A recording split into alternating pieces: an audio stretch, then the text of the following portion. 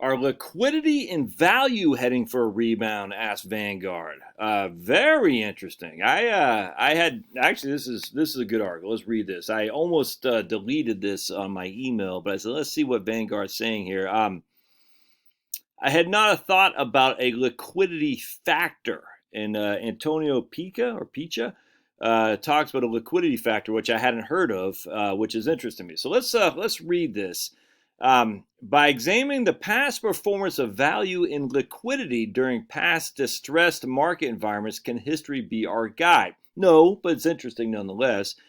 Do these factors behave in a similar fashion, or how do they fare as markets recovered after the global financial crisis, the GFC?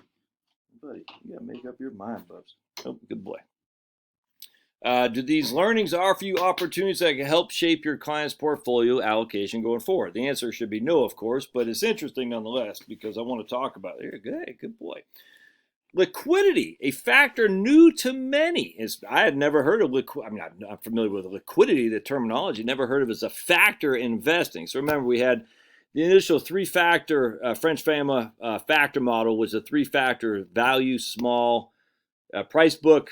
It was basically value, small cap value, low price to book is actually how it worked. Is low PE, low price to book, and high dividend yield. That's what the factors were. And I think they went on to do 5 factors. Now there's probably 7 factors. Factors, nuts. Anyway, so that's what the initial factors were. Basically small cap value. All right, if you went to small cap value, you're probably going to find some stocks that could outperform based on historical norms. But then if you looked at low price to book, low PE, high dividend yield, value stocks generally outperformed. And so anyway, now we're adding all kinds of factors. It's insane.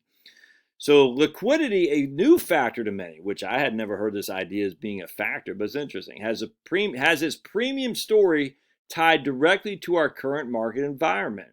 The idea behind this factor premium is that investors in illiquid assets receive a premium to those assets.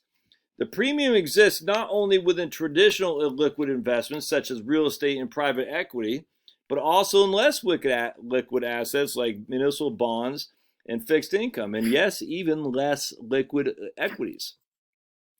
Low dollar volume stocks represent the less liquid names. A lot of stocks that don't have transactions, not a lot of trading going on. As clients move to tamp down risk and raise cash, the liquidity premium reflects an inability to sell such assets during periods of extreme market turmoil. This happened during the first quarter. The result, if a buyer was found, it was often at a steep discount. What did the 2020 market sell-off mean for the liquidity factor? Performance discounts of less liquid stocks relative to the broad market. So they took it basically a 12% decline relative to the broad market if you had a less liquid stock. That's interesting. So the broad market was down 20, you were down 12% more than 20. 33%. So he talks about the 33% of the stocks with the lowest average daily dollar volume within each size bucket. So that's what we're looking at. It's interesting. Less liquid stocks rebounded strongly after the GFC, the global financial crisis. While the environment remains fluid, Vanguard is currently predicting a 2-phase recovery, with business activity leading the way. Even if this does not materialize, the recent de-risking environment could create a buying opportunity as investors begin to forecast a recovery and liquidity returns to the market.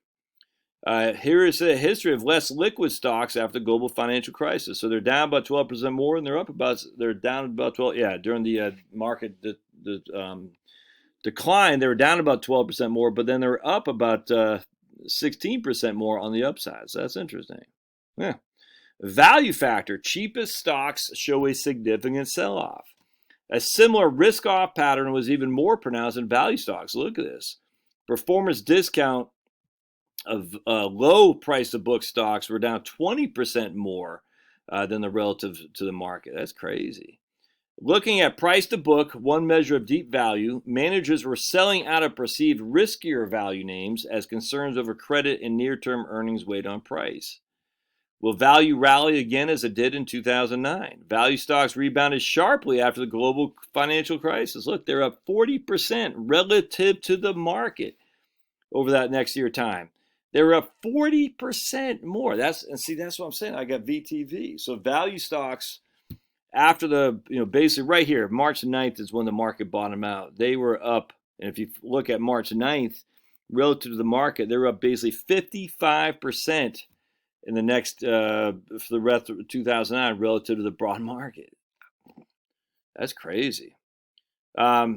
Being a large hit to barring a large hit to long-term earnings or deterioration in the credit profile of these smaller, less liquid firms, we expect long-term investors to potentially profit from providing liquidity to the market through the buying of these assets at discounted prices. Okay, so that's interesting. So let me pause this for a second. I want to look at hold on a sec. Let's look at the value Vanguard Value ETF, which I do own. To be advised. Let's see what is done over the last. We'll say. What does it give us here? Does it give us the 1 year? So basically, after that's not what I'm looking for. There we go. Okay. Geez Louise, I was hoping to show us. All right. So 1 year is down 7.4%. Let's write that down. Minus 7.4 for 1 year. 3 year 3.88. Okay, so let's just use that for an example. I was hoping to see quarterly. Does it give us quarterly? Nah, shoot. The lowest, okay, there we go. So is that 76? What does that mean? 52-week difference. So 52-week low is at 76. I don't get what that means. So we got price. What's this 44.67 thing? Is that the low? Yeah, I'm not sure what that means. That's weird to me. We got the NAV right now is 100. Did it go down to? Hold on, just let me pause this. What's going on? So basically, the high was 121, and let's write that down. So we got January 17th is at 121. March 23rd, it was at 76.76. So it was down 58%. Okay, cool. From its high. That's crazy.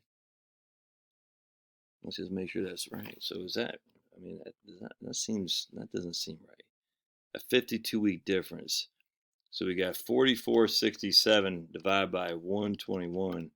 Yeah, I'm got 38% there. I don't know why you show it 44.67 divided by 76. You wouldn't do that. Yeah, okay, I see what they're doing. So they're taking this number, how much it dropped, and dividing it to that right there, saying a 58% difference. Yeah, that's not the way to look at it. It's actually 38% was the decline. Okay, gotcha. So 38% was the decline. Went from 76 and now it's at 100. So basically it's up 24% now. Okay, cool. So now let's look at VIG, because I think that's the growth ETF. VIG. Nope. VIG. Okay, what's the... hold on a second. The growth ETF. Hold on a second. Yeah, VUG. VUG is the growth ETF. So let's take a look at this. Let's just look at performance here. Yeah, so over you look at that. So 3 years is at 18.03, and 1 year is actually up 24%. All right, so I mean we are getting crushed. So if you had $100,000 in value over 3 years, present value 3.88, interest rate 3 years. Yeah, there we go, and we got zero payment. It's 112. So value is 112, where growth average 18. It'd be worth 164. All right, so growth is freaking. That's a it's a $52,000 difference between growth and value over the last 3 years. Nuts. All right, so now if we look, NAV on growth right now is 210. All right, and it fell, which is this 52-week high, 137. So it's down to, it fell to 73. So it's no, I'm sorry. It fell to, right now it's at 52-week high, which is off the bottom of 137. So we got 210 minus 137 divided by 137. It's at 53%. Yeah. Wow. All right, so growth is killing it, man.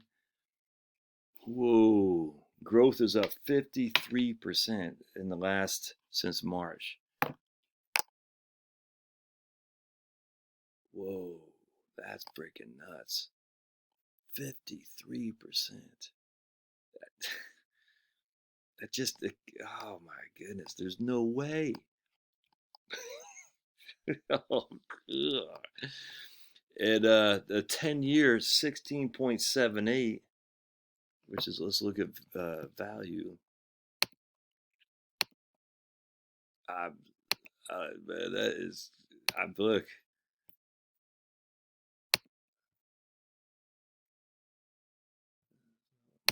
16.78 over 10 years and is 11.23. So let's look at the difference. 11.23. So we got 16.78 is the interest rate. 10. 100,000 in growth would be worth 459 today. Jeez, 100,000 in value would be worth 289.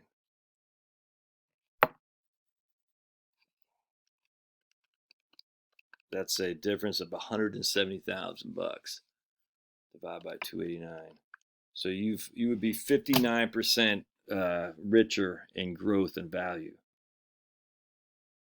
That's freaking nuts. All right, so let's see. Let me just go back. I want to see what's in the growth. It's got to have Amazon. I don't know how else it could. So you're riding on Amazon. You're riding on Apple. Probably some Berkshire in there, I imagine. Let's see what the holdings are. The holdings down here. Yeah, look at that right there. Visa, Facebook, Alphabet, Amazon, Apple, Microsoft, Nvidia, Adobe.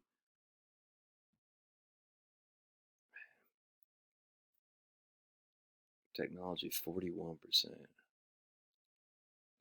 I just, man, I don't like it. I don't like it.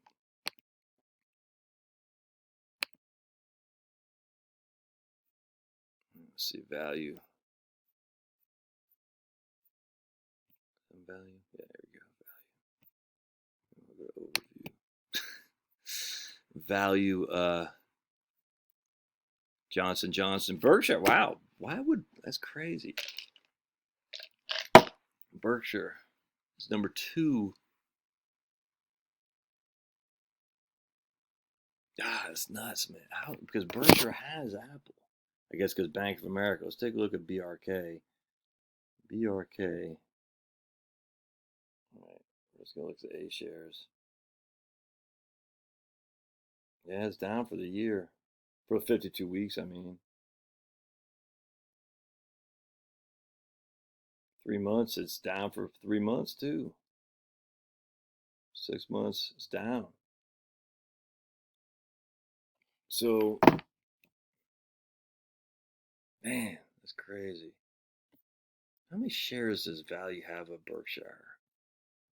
Let's look at the prospectus. Here's the prospectus on the statement of the annual report. We're looking at the annual report for 2019. Let's see if we can't make this bigger. There we go. It had 12.73 million shares of Berkshire.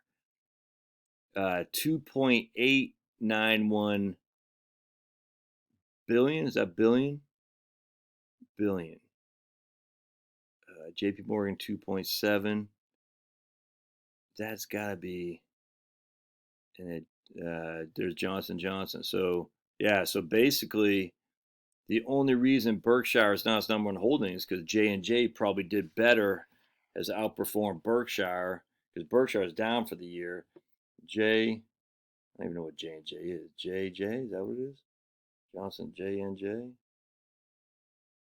Yeah, there you go. So Johnson Johnson.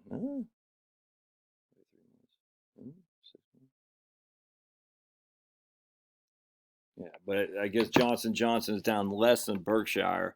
So only reason. Well, that's 2.5 million. Yeah, okay. So Berkshire was its largest holding at the beginning of the year. Oh man, so I mean that is just weird because Berkshire's third largest holding, 43% of Berkshire's an Apple.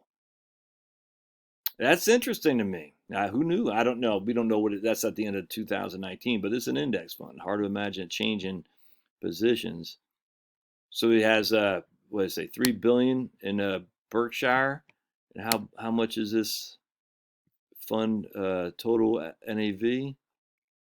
What does it say here? The assets in this 79 billion. So if you had, was that right? 3 billion? So, yeah. So basically, 3 divided by 79. 4% of the fund is in this. Berkshire is in this. This is in Berkshire. Oh, there you go, my friends. That's a conundrum, but that is interesting. That is interesting. All right, we'll see you.